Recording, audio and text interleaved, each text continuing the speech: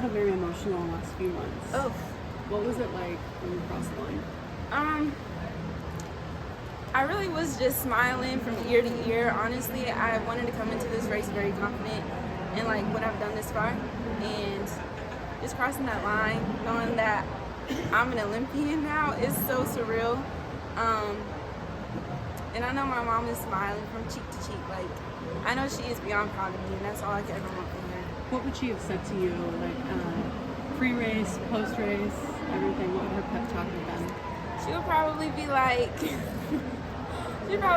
you're McKenzie Long. They should be afraid of you. And just like believe in myself. She would probably be like, you got this, baby girl. Like, she would always say that. And then just knowing that I could hear her voice before I was even to like go out there on the line. And I was just talking to her. I was like, let's do this, Mom. Like, and I would come back with like, you got this, baby girl. And I'm just like, that was just her that I could feel in that moment. And that's really what like got me through this race that I did today.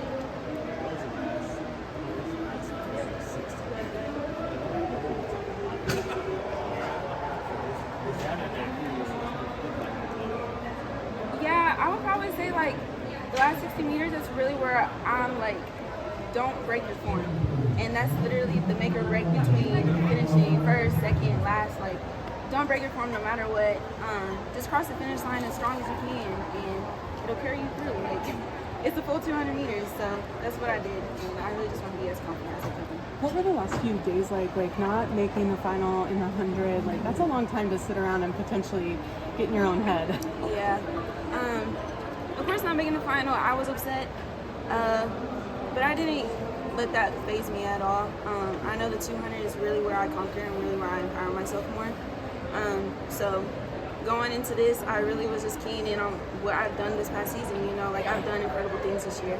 So that's really what I focused on. And I knew I had Gabby in front of me, and I was like, perfect.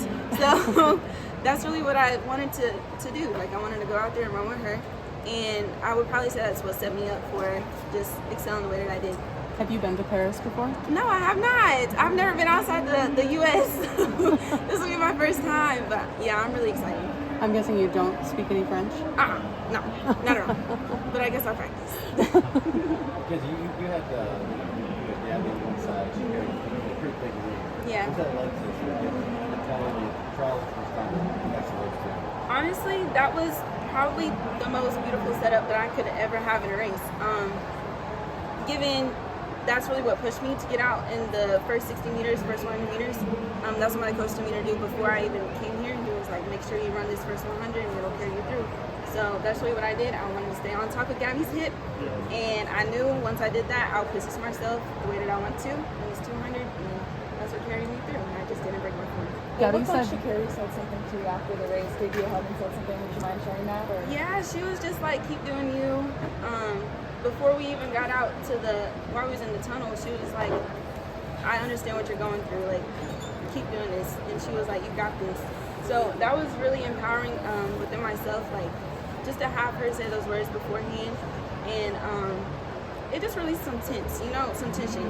It just like was like a weight lifted off my shoulders. And I think that's really what I needed to go into this meet and just realize like I'm here for a reason, you know. And yeah, just having her words encouraging it was a blessing.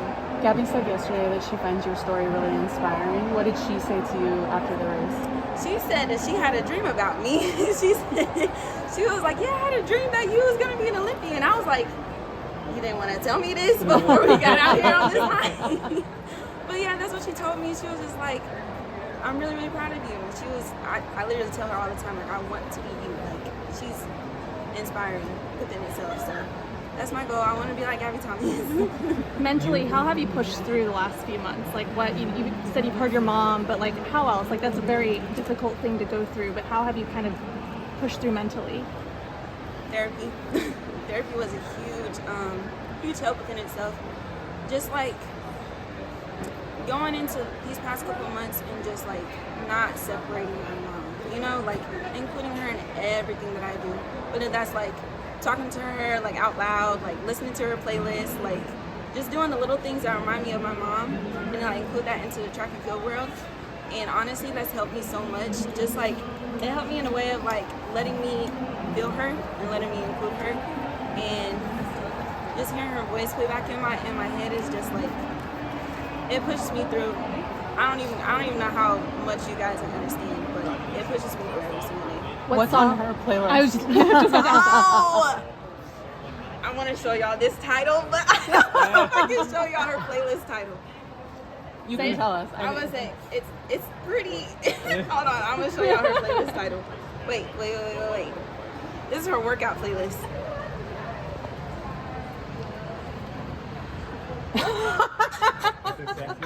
It says, "Don't be a lazy bee." That was her playlist title, and I'm just like, Mom, like, that is just her, bro. Like, she was a cornball, she was a goofball, like, oh, I just miss her so much. But yeah, that's her. Has NCAA champion, 21-8, signing a pro contract with Adidas, getting to the Olympic team, has all these accomplishments, like, when will they sink in? Honestly, I don't think you guys understand, but like, I honestly have a lot of anxiety attacks. Just from like everything that's happened, like quick, like back to back to back. Like, I honestly have so many anxiety attacks, it's not even funny. So to even like do what I did, given the fact like I get so tense, I get so inced up, just because like everything's happening so quick. But just keying back on what all I've been through and just including my mom to ease my mind. And just the fact that I ran what I ran this season, like, girl, you've done this. Like, come on, let's do this again. So that's really what it is. And then on top of that, it was a different feel coming into the Olympic trials, just because in collegiate you're running back to back to back to back. So only having run one race, your legs get heavy, and you have to run race again the next day. So it's just like, dang, like my legs are kind of heavy right now, but. I took a contrast bath yesterday. That was the first time I took one in like 2 weeks, and it bounced my legs back, and I'm proud it is. So yeah, it's been rough, but honestly, it's nothing I can't conquer or I can't achieve. Do you have a tattoo for your mom? I noticed that you have quite a few tattoos. I'm gonna get one on my leg soon. I wanted to get one. I'm waiting until the season is completely over so that I can get one, because I want it to be pretty big. So stay tuned. I'm gonna have a memorial sleeve for my mom.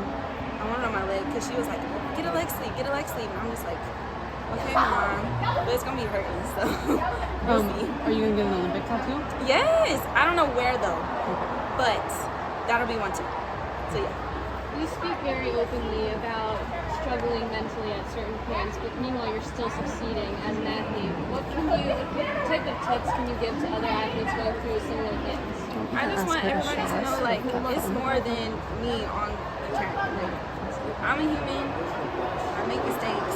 I have my own emotions that I go through. But honestly, keying to therapy is a big factor on just me navigating life now without my mom.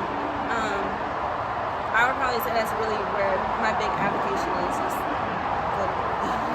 it helps so much.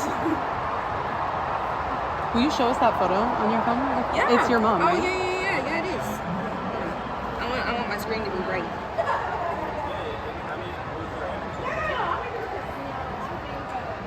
Where was that? Hawaii. That's where she passed. Oh, Yeah, she lived in Hawaii. She was a psychiatric travel nurse, and I can't remember, but like this was her right before she passed. So she was really happy. She was losing weight. She just had like bariatric surgery. So she was on her path to like become a happy version of her, and she loved Hawaii. So that's probably like where I'm so glad she passed there, because that's where she lived. Yeah.